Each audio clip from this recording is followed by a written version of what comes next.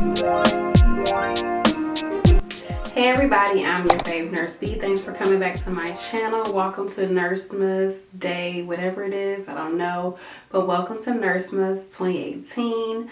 If you don't know what that is, basically I am posting daily videos all the way up until Christmas Day. And I'm also doing giveaways, so definitely make sure that you watch all my videos, follow me on all my social media platforms, like, comment, and subscribe, and turn on your notification bell because your fave Nurse B is just getting this stuff out, okay? I'm doing my best. 10:30 at night. I gotta go work a 12-hour shift tomorrow. And I'm just doing it, you know, make this happen for y'all, okay? We gonna make this happen.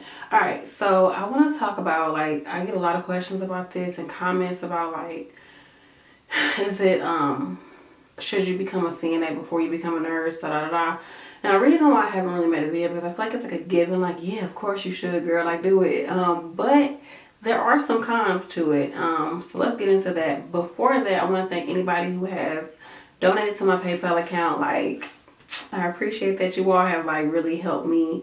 I've gotten way more contributions than I thought I would, and I'm just so grateful for you all. So basically, if you don't know, I started a PayPal account to help pay off my school debt that I have, because all my transcripts are being held by a school because I owe them money, and that's like the biggest thing that stopped me from becoming an RN, because I want to do that. I want to be your fave Nurse B, RN. So people have been donating to this channel to help me to keep going, help me to keep growing, so that I can pay that off and go back to school, y'all. Like, I have so much in store for this channel, but once again, I'm grateful to everybody just for you watching my videos, liking, commenting, subscribing. Like, that makes a huge difference for me, and it's put me and my family in a way better position, especially with me in my second pregnancy. Like, I appreciate y'all 100%. Remember, if you have any video requests, make sure that you DM me on Instagram, or you can also email me or just leave it in the comment section. I actually started off as an NAT, which is basically a nurse assistant in training, right under CNA. And then I became a CNA, and now I'm an LPN. So I do believe that it is helpful, and here's the reasons why. One, you're already comfortable in that setting. It takes a minute to grow what they call, like, bedside manner with patients. Basically being able to communicate with them, build a rapport, make them feel comfortable, get information from that patient easily. That takes a lot of time. Even the most charming person still might find it difficult to get through to certain patients. So being able to kind of have that head start prior to becoming a nurse, or prior to going into nursing school, is really important. Because if your patient does not tell you things, they're not opening you, they don't communicate with you, it's really hard for you to do your job, girl. It really is. And bruh, somebody told me bruh is a new word, not boy, bruh. So that's what I'm using, girl, bruh. It's really hard. So learning how just to communicate and feel comfortable with people is something that you already get as a CNA. Now, we got some CNAs out here that don't know how to talk to people. Hella disrespectful, hella unprofessional. There's no preparation. Like, let me just, like, preface all of this by saying, like, if you're a bad CNA, becoming a nurse is not going to miraculously make you turn into your fave nurse. Like, it's not going to happen. You're not going to become that person just because you became a nurse. If anything, you will be worse. You will be worse. So that's why I say it's some cons to being a CNA before a nurse. It's complicated. It really is. But anyways, that's the first thing. Well, second thing, I guess. But then the next thing I want you all to look at is, you know, being a CNA also prepares you, because I don't know about y'all, but when I first was a CNA, like, the idea of touching people and touching dentures and wiping poop, looking at blood, even just feeding people, I was like, like, I can't do this. I'm not gonna be able to do this. Like, the smells, everything just stays in your mind for a long time. You're like, how am I gonna be able to do this job? Like, oh my gosh. But depending on the type of person you are, you look past that and you start to see the person as a person. You don't see them as, you know, like a sickly person that's throwing up all over the place and stinking all this. You see them as a person who needs care. Like, they need you, they depend on you, They look forward to you being there to take care of them. And once you can get past all their elements and the things that kind of are disgusting and gross, like, it's a beautiful thing to take care of people. It really is a beautiful, beautiful thing to be able to just to take care of somebody, like, because we all need somebody to take care of us, and these people don't have anybody, you know. Even if they have family, they're at that facility for a reason, because they need us. So as a CNA, if you can learn that and see that, it makes you it makes you really appreciate healthcare, like, in its totality, to see healthcare from that, you know, like, grassroots type of, what do you call it? Just to see healthcare from that low of the totem pole, I should say. Like I said, I was a CNA first. So to be a CNA, you're at the bottom of the totem pole. If you're a CNA, you understand what I'm saying. Like, everything comes down on you. People don't think you're working hard enough. People don't see what you're doing. People don't see, you know, that you spent 5 minutes in there cleaning your patient's nails, or that you spent all this time straightening up your patient, and that you had to change your patient t-shirt 3 or 4 times because they was like, no, I don't like the way this fit. You had to look for her lipstick she's been looking for the past week, and she know it's gone. It ain't there, but you've been looking for it for her. Like, nobody really sees that, appreciates that, or understands that unless you've done it. So to see healthcare from that point of view, I believe, makes you a stronger nurse and just a stronger person in general, because to be able to bathe somebody, to clean somebody, to, you know, wipe feces off of somebody, like to clean feces out of somebody's nails, that right there, that take heart, and that take, you know, care. Like, you have to actually care about people. So if you can do it as a CNA, you will do really well as a nurse. And to me, like, it really just made me appreciate the CNAs that I work with. And it really, like, made me have more compassion for CNAs. But on the flip side, as a CNA going into a nurse, when you see that certain things are not being done, you're like, look, girl, I've done this before. Like, it don't take all that. Like, you can do it. And then some CNA's like, well, you just because you a nurse, da, da, da, da, like, you never forgot where you came from.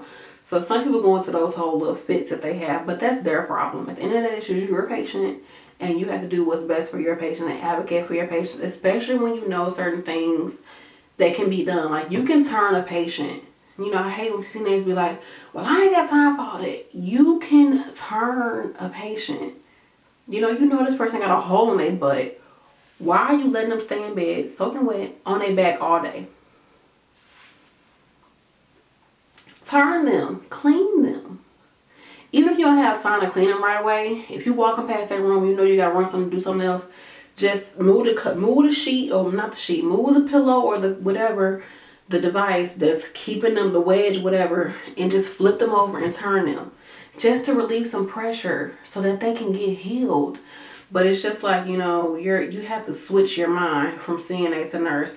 And if you all want a video talking about, like, how to transition from a CNA to a nurse, let me know. I'll do that. And if you have specific questions about that, put that in the comment section so I can build up that video. Y'all know I like to be very thorough in my videos. I need specific questions and comments. So be as specific as possible. Like, I don't mind going into details.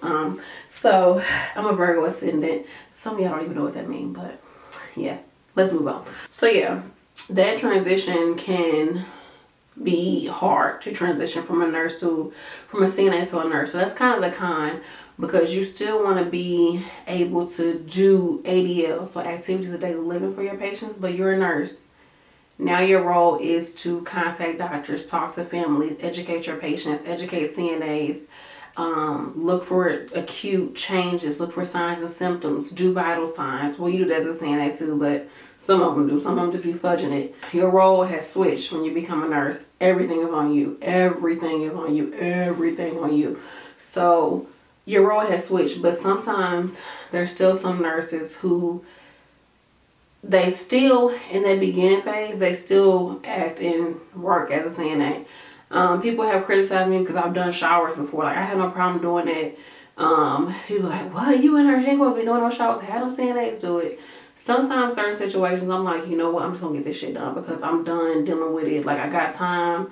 Or my CNA is too busy and I got time and my patient can walk. Like, let's just get this shower done and get out the way. Now, being, how many months pregnant am I? 6.5 months pregnant with a baby at home, and I got my YouTube channel, I'm gonna do what I can. But some stuff is just like, girl, I need for you to do it, because especially the CNAs we got at our job now, like a lot of them are so lazy. Oh my God, they just so lazy. I'm just like, why? Like, why you can't work? Like, I'm not gonna do your work and my work and just get my pay. No, that's not gonna happen. It's not gonna happen. So yeah, I do think that it is good, but here's the big con. When you are in nursing school, if you already come in with the mindset of a CNA, it's a pro and a con, because sometimes they don't go over things in depth in nursing school, especially like simple stuff like bedpans and, you know, colostomy care and emptying urinals and feeding people and doing little small stuff like that. They don't go into detail with that in nursing school. Some places feel like, some places they would say like, oh, I feel like I was an aide the whole time in nursing school.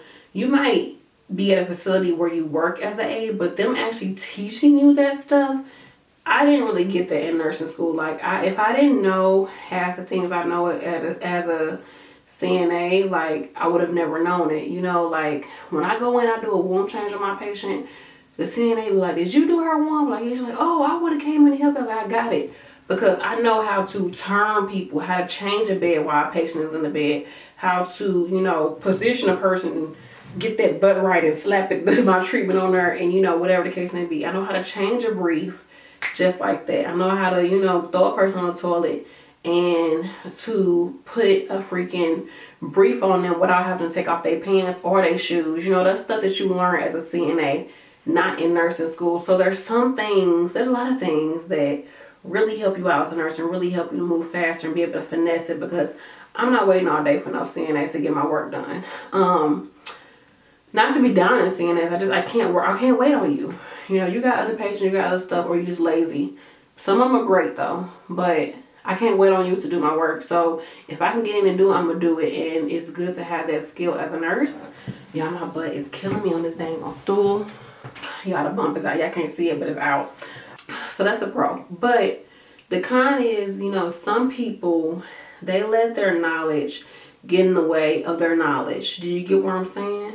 They let their knowledge get in the way of knowledge, I should say, because it's kind of like people say, like, your cup is already full. How can I add anything to it? You might come into a nursing program or nursing clinicals, or just a specific isolated situation like, oh, I didn't see nurse whoever she is, Nurse Jackie, do this, and the third. I got this. But NCLEX world is telling you, no, you need to do it like this. Nurse Jackie ain't got it right. Do it like this. Or your clinical instructor say, no, I want you to do it like this. But your mind, your knowledge is so stuck on Nurse Jackie, you can't get the actual knowledge. You get what I'm saying? So that can be a blockage if you come into a situation as a CNA and you don't allow yourself to, one, be humble, and two, to let go of old ideals of how things are supposed to get done. Like I said, we are switching from CNA mindset to nursing mindset. So you kind of got to like shed that skin and allow yourself to be open to anything, you know, that comes, because what you may have been shown or what you thought that you knew is not the way that it's supposed to be done. That's why I don't get why some people feel like, I'm a CNA, I know how to do nurse work. I probably can do nursing better than nurses. Like, at the end of the day, until you pass NCLEX, like, you can't do it, girl. Like, so I need for you to be humble and to open your mind up to what, you know, what you're supposed to learn at that point in time, because you can miss a lot thinking that you know something. Like I said, your knowledge can get in the way of actual knowledge. So keep that in mind. Open your mind, be open-minded, and don't be like super like, I'm a CNA, I've been a CNA for 25 years, I got this, girl, da, da, da, da. Like, no, girl, but that's a CNA, you're not a nurse yet. So focus on being a nurse. Like, focus on that, you know. Your CNA should back you up, but at the end of the day, it's just backing you up. It's not in the forefront, it's just helping you out. You're going to become a nurse. You get what I'm saying? So I hope that connects with somebody, because I want everybody to, if you are a CNA, if you want to become a CNA before nursing school, I want people to go into nursing school open-minded, fresh. Like, just teach me. Even as a nurse, when I go into facilities, well, one, like my daughter, some of you all may or may not know, my daughter had a nerve injury when she was born. And so in the hospital or when I'm working with therapy, whatever, I just be like, I don't even tell them I'm a nurse. Like, I want to know whatever you gotta say it, girl. Like, give me the full detail, the whole rundown. I want to know, because you might say something in a way that I never thought of. I've never worked with peds. Like, I've never had to deal with this. I'm still a parent. Treat me as a parent, like, not as a nurse. You know what I'm saying? So I come to it from that position of just tell me whatever I need to know. Tell me whatever, all you have to tell me. Don't change it because I'm a nurse. You know, give me all the information you would give any other, you know, parent. Because, yeah, I'm a nurse, but you're a nurse as well. You're a doctor as well. I need for you to give me the full thing. Like, just because I'm a nurse don't mean I know everything. You get what I'm saying? So keep that in mind, you all. Be positive. If you're going to nursing school and you do not have CNA experience, don't be discouraged. You can get through it, but try to find that friend or that nursing student who does have experience and like kind of be like, okay, so what I do with this, what I do with that. And you may need to pay a little bit more attention to fundamentals of nursing, because fundies, we will call it fundies, that class has a lot of like CNA type of tasks and procedures. So pay attention to that class just a little bit more so that you can get some of that information that you did not get because you're not a CNA. Because like I said, some programs will not go over stuff with you. When you're in clinicals and somebody needs to be changed, turned, cleaned, transferred with a Hoyer lift, whatever the case may be, a bed needs to be changed while a patient's in the bed, go and see it and do it, because how else are you going to learn the information? And you want to be able to do that. If you're an ICU nurse, guess what? You're doing everything. You do everything. You do aide work and nurse work. So I need for you to understand how to do it, okay? And don't be afraid to get out there and do your work. I have a video talking about why CNAs and nurses don't, why they bump heads. It's because a lot of times people just be too busy watching what people are doing and what they're not doing. You think you're better than somebody, or it just becomes a whole issue. But it is what it is. I am your fave nurse B. Thank you all so much for watching. I hope that answers your all's questions about should you go into nursing school as a CNA or not. Some of the advantages and disadvantages. Overall, I feel like do what's best for you. If you have the opportunity to be a CNA, do it. If not, go straight for nursing. You will be great. You will be successful. You will be a nurse. If you have any specific questions, leave them in the comment section. You can also DM me on Instagram at YourFavNurseB #1. And you can also follow me on the YourFavNurseB Facebook group. It's a huge group. It's very, very helpful. I look tired. I am tired. And you can also email me at YourFavNurseB at Gmail. And then also you can donate to the PayPal account. Okay. Thanks for watching. Peace.